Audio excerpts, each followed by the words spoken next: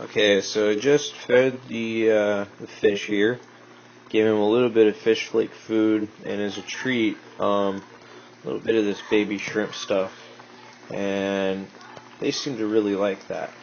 I'll show you what it looks like here. It's the baby shrimps.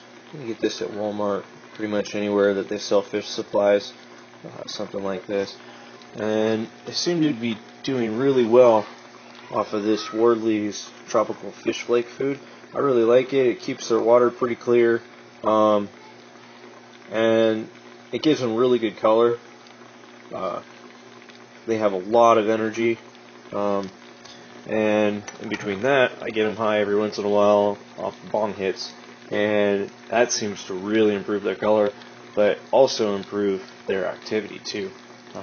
They're very energetic, and I blame that on, well, them being stoned all the time.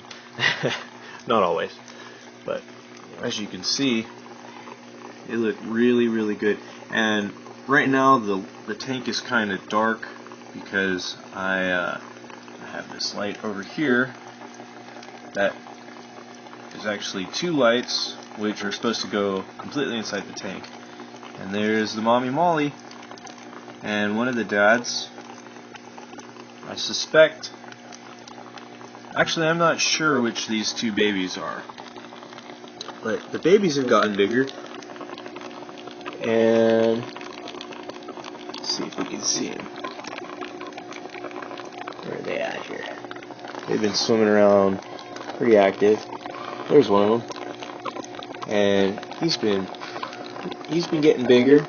That's Meatwad, I think.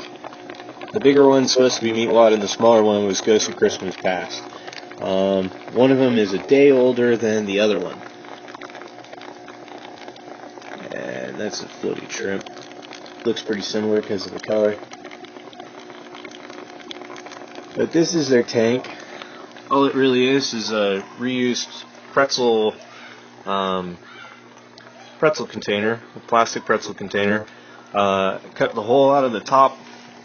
Right here, there's a little slit, and that's for the water, or the air hose. It goes down in there, feeds them water, or air, so that they can breathe. And then I put in these two plants to kind of filter out I just cut off two pieces off of this main plant here. That's a live plant. And as you can see, it's doing really well. And then these two are just cuttings, and I really wish I had some rock wool. I could actually root them and then stick them down here and they'd look nice. But for the most part, this is a temporary tank for the fish. It isn't going to be like a permanent home for them. As soon as they're big enough, they're going to need the 10-gallon tank at least. They should have a 15 because they're active swimmers, but that's just a money issue. Here he is. Look at this little guy. Kind of hard to see because I didn't really clean off the glue on this. I kind of threw everything together, and right now I'm running two pumps. These two pumps right here. One is a 5 to 15, I believe, and then the other is the bigger one over there. It's a 10 to 25, I believe. And the big one feeds the main tank, the 10-gallon. And then the small one feeds the little baby guys, which, as you can tell, it's pumping out way more air, and oxygenating that water way more than it has to. So we're getting plenty of oxygen, even without an air stone to break up the bubbles.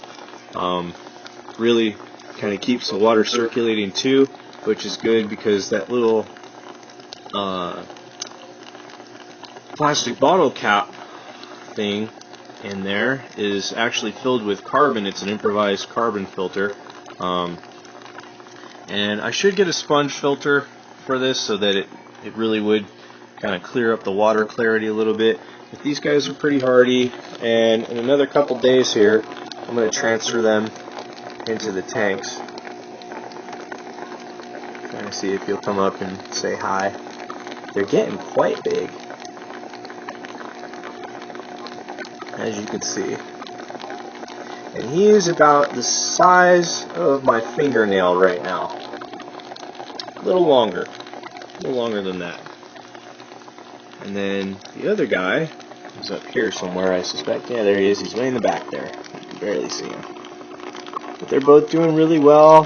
They're really happy. I've been playing a bunch of music for them and Rush and all sorts of stuff. They really seem to like it. And doing water changes. As you can see, because I don't have a real filter, I have to do a lot of water changes.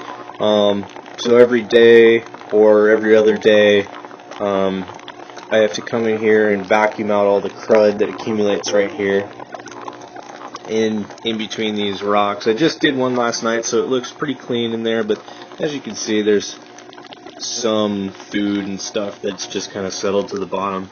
But for the most part, their water is pretty clear. It looks a little hazy because the light's shining back onto it, but that's the camera. If I had a better camera, you could actually see them a lot better. This is Mother Molly again. Now, those are Deadpool comics. They're rereading one of them. They went through Deadpool and Aliens. I have those up here. My little collection of books that I've got so far. Hoping to go down to the comic shop at some point and try to get something that they like. I figured the color would add a little bit of vibrancy to the tank. They'll have something that they can actually see too. It wasn't just words. They can perceive color pretty well. So I chose comics to try to give them something easy to look at. And not just that, you know, it's something that I figured if I was a fish, I'd want to read some Deadpool comics. So, hope you enjoyed.